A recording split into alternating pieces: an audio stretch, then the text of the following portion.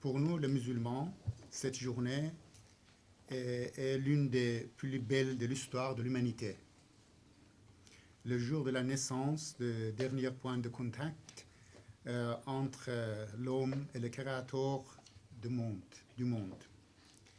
La naissance du point culminant de la conscience de l'univers. Un prophète largement loué par Dieu dans le Coran comme le sceau de la prophétie est celui qui a été envoyé comme un miséricorde pour le monde. Le Coran a notamment dit à son propre الذين يتبعون الرسول النبي الأمي الذي يجدونه مكتوبا عندهم في التوراة والإنجيل يأمرهم بالمعروف وينهاهم عن المنكر ويحل لهم الطيبات ويحرم عليهم الخبائث ويضع عنهم إصرهم والأغلال التي كانت عليهم فالذين آمنوا به وعزروه ونصروه واتبعوا النور الذي أنزل معه أولئك هم المفلحون قل يا أيها الناس إني رسول الله إليكم جميعا الذي له ملك السماوات والأرض لا إله إلا هو يحيي ويميت فآمنوا بالله ورسوله النبي الأمي الذي يؤمن بالله وكلماته واتبعوه لعلكم تهتدون. Donc je ne lis pas la traduction en français parce que c'est le Coran. Un prophète qui symbolisait l'amour et la miséricorde et dont le titre principal était Habibullah, l'amour de Dieu. À présent que la religion de Mohammed est couverte d'une couche épaisse de violence, de cruauté et de démagogie, il est de notre responsabilité d'effacer ces seuils et de défendre nos valeurs les plus chères. Les crimes abominables survenus ces dernières années au nom de l'islam et au nom de prophètes au Moyen-Orient et en Occident, notamment en France en 2015, ont soulevé de nombreuses interrogations concernant l'islam comme religion. Cette situation appelle à un examen exhaustif, précis et impartial, afin de répondre aux questions qui se posent chaque jour à nous. Est-ce que l'islam est vraiment représenté par Daesh et ses avatars? Est-ce que les enseignements de l'islam sont compatibles avec l'utilisation de la contrainte pour imposer la sharia? Est-ce que l'islam est un dogme figé qui oblige les fidèles à suivre à la lettre des préceptes rigides,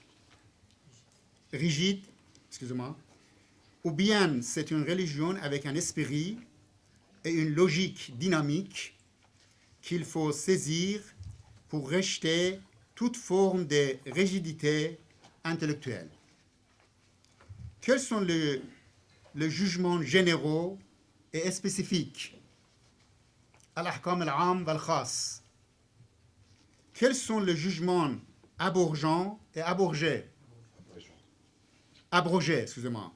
Les jugements abrogeants et les abrogés.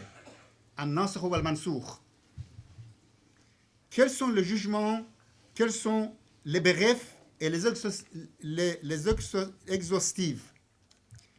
Al-Mujmal wal-Mufassal.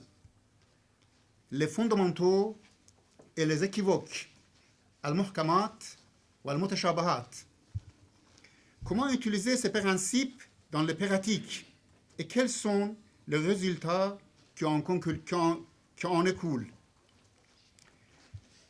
Ne voyons-nous pas que le Coran lui-même porte des jugements parfois contradictoires sur certaines questions Est-ce que l'islam s'oppose aux droits égaux pour les femmes?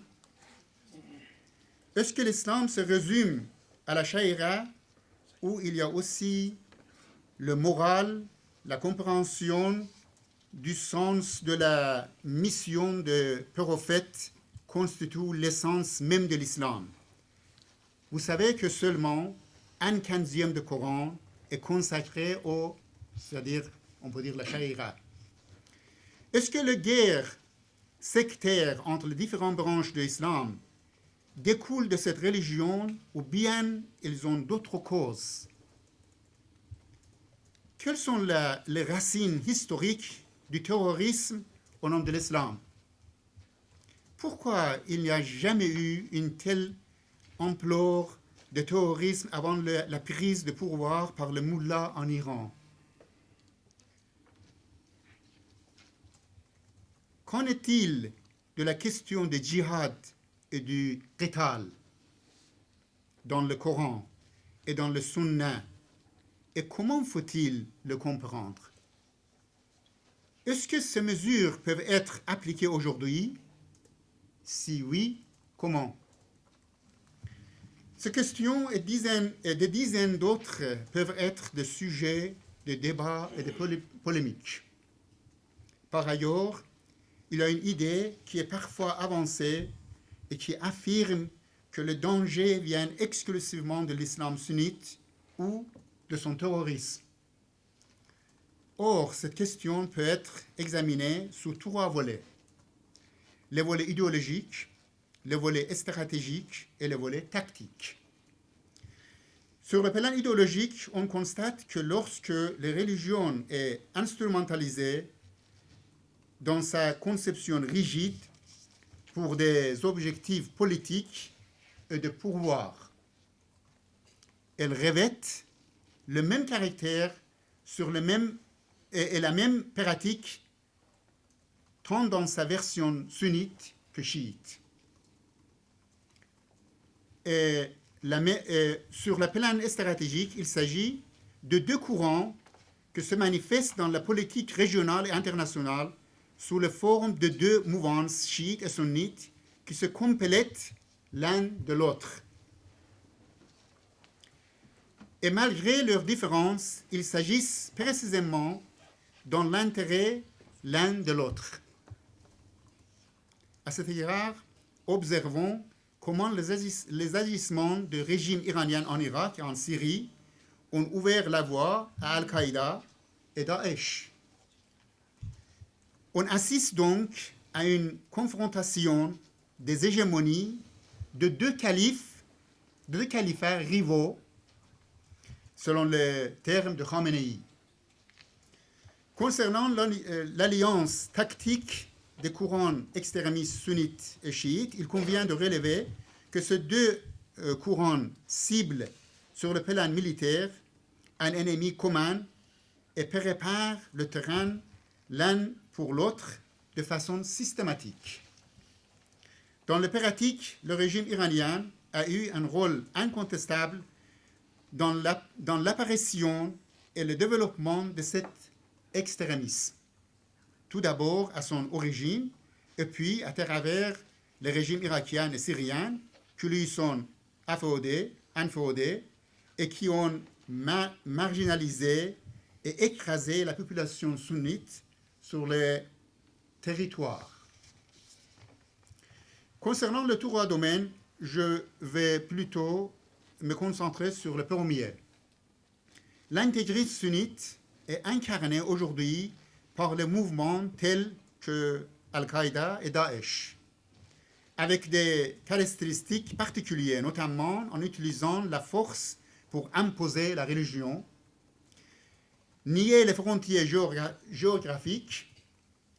Ces phénomènes se caractérisent également par l'application de châtiments cruels tels que décapitation, la lapidation, jeter le condamné du haut des toits pour tuer, brûler vif, noyer, édicter les lois pour sanctionner les non-musulmans, rendre à l'état d'esclavage les femmes des autres communautés religieuses comme des butins de guerre, frapper d'apostasie les opposants et massacrer les civils au nom de djihad. Or, si nous regardons de près la conception chiite de l'intégrisme, nous constatons qu'il a un contenu identique avec son pendant sunnite. Le régime au pouvoir en Iran est un système basé sur guide suprême, le Velayat al-Faqih, et la constitution iranienne a été élaborée autour de ce principe central. Velayat al-Faqih. L'idée de Velayat al-Faqih a été initialement proposée par Khomeini au début des années 60 à Najaf. Il a publié ensuite dans un petit livre intitulé État islamique. J'ai apporté le livre. Al-Hukuma al-Islamiyya. La théorie de centre de cette idée est celui du califat. Dans cet ouvrage qui ne dépasse pas les 100 pages, Khomeini mentionnait à 2 reprises le terme calife, comme les souverains. Excusez-moi.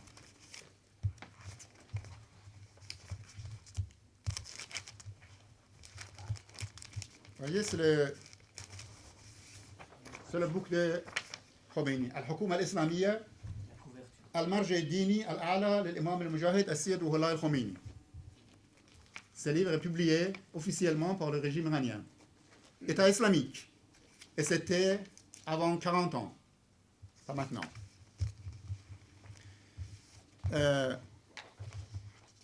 Dans cet ouvrage, qui ne dépasse pas le 100 pages, Khomeini a mentionné à 32 reprises le terme calife comme le souverain des musulmans. On peut notamment lire au début du livre, je cite de ce livre: nous croyons au velayat, al-velaya, la tutelle du chef religieux, et nous considérons que c'est au prophète de désigner la calife. Et ce dernier l'a bel et bien fait. Est-ce que le rôle de calife se limite à exprimer le jugement religieux, mais exprimer de jugement ne nécessite pas de calife? Nous voulons un calife pour appliquer le jugement. Le prophète était un exécutant de la loi. Par exemple, il appliquait les lois pénales, il coupait la main de voleurs, il appliquait les châtiments, il lapidait. C'est à ces domaines que sert le calife. Le calife n'est pas un législateur. Le calife est là pour appliquer les lois de Dieu que le prophète a apportées. C'est pour cela qu'établir un pouvoir et créer un appareil exécutif et administratif devient une nécessité. Fin de citation de Khomeini. Vous remarquez que la conception religieuse de Khomeini est axée sur les contraintes. Il insiste à dire qu'il n'est pas nécessaire de légiférer car les lois ont été déterminées d'avance. Le code pénal iranien est aujourd'hui basé sur ce principe archaïque et anti-islamique. Le code pénal en vigueur en Iran est composé de 4 parties: al-hudud, al-qisas, al-diyat, al-ta'zirat. Al-yom. Le code pénal iranien s'illustre par une violence inouïe et prévoit la lapidation pour châtier l'homme et la femme adultère. Article 225. La pendaison pour outrage envers le prophète ou les imams chiites. Article 260. Imputation pour le vol. Le condamné sera exécuté à son 4e récidive. article 276. Le kirim de Muharebe, ennemi de Dieu, peut être châtié par l'une des 4 peines suivantes. C'est clair que ennemi de Dieu, c'est-à-dire ennemi de régime actuel, peut être châtié par l'une des 4 peines suivantes. La pendaison, la supplication, l'amputation de la main droite et du pied gauche, séquestration dans un désert, par exemple. Article 280. Le code pénal islamique en vigueur en Iran autorise le juge de prononcer son jugement en fonction de la fatwa d'un faqih ou chef religieux. En pratique, c'est la Constitution qui dit ça. En pratique, le juge applique le fatwa édicté par Khomeini durant sa vie. Pour saisir le fatwa prononcé par le mullah en Iran, il suffit de lire une question développée dans le fameux livre de Khomeini intitulé Tahrir al-Wasila.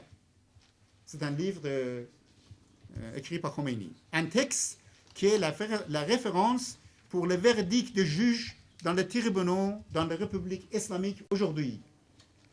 Question numéro 33, chapitre sur le châtiment, je cite, « Si on retient une personne et que quelqu'un d'autre la tue et qu'une tierce personne fait le guet pour ce meurtre, il faut appliquer la loi de Talion aux meurtrières et la perpétuité pour celui qui a maintenu la victime et pour les tierces personnes qui a fait le guet, il faut lui passer sur les yeux une barre de fer chaufferée à rouge. »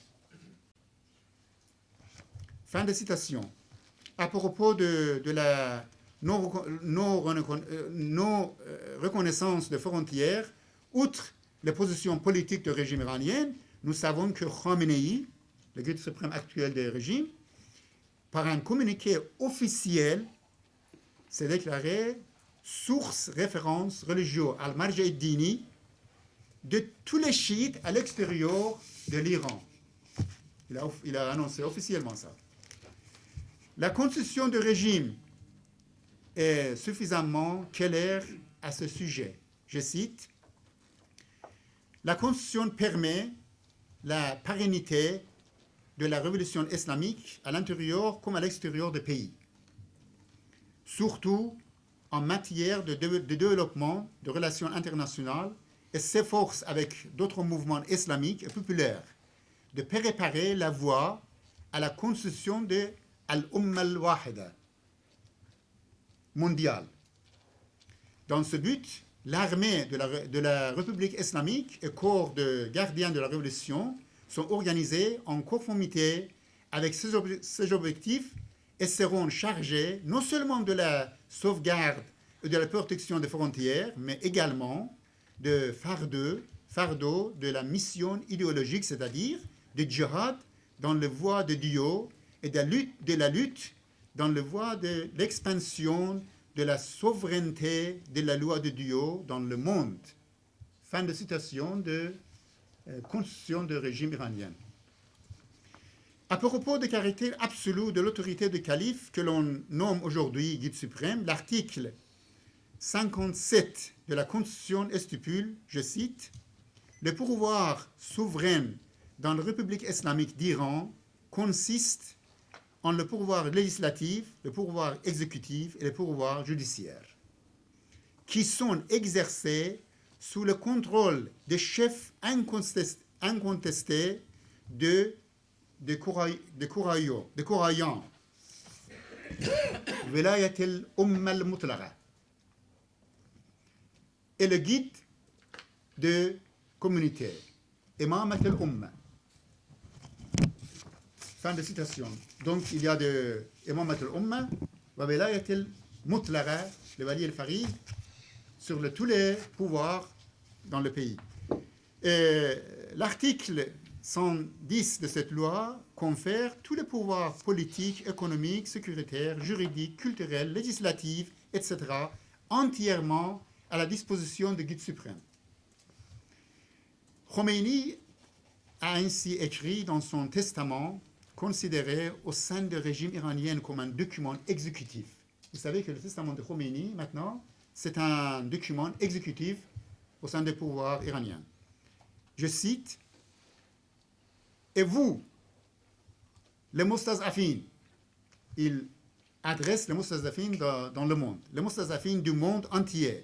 « Vous, les pays musulmans, et tous les musulmans du monde, levez-vous, prenez votre droit à coups de dents et des griffes sans vous effrayer des propagandes tapageuses de superpuissance et de leurs valets dévoués, tout unis sous les glorieux étendards de l'islam. » Et quand il parle de l'islam, il veut dire lui-même, Khomeini.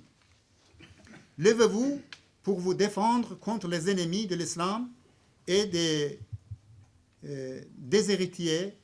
déshérités du monde. Avancez vers un État islamique, car en faisant cela, vous remettrez à leur place tous les mustakbirin de la terre et ferez des opprimés les héritiers et imams de la terre. » Fin de citation du testament de Khomeini. Je voudrais donc conclure en soulignant que nous, sunnites ou chiites, faisons face à un ennemi commun qui a abusé de notre religion. C'est pourquoi je pense que nous devons nous concentrer autour de deux thèmes.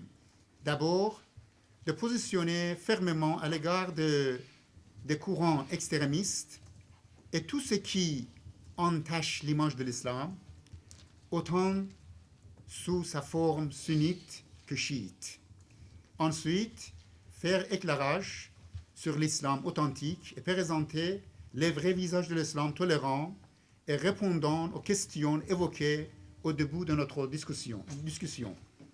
J'aimerais bien de citer ici un verset de Coran sur notre obligation à cet égard.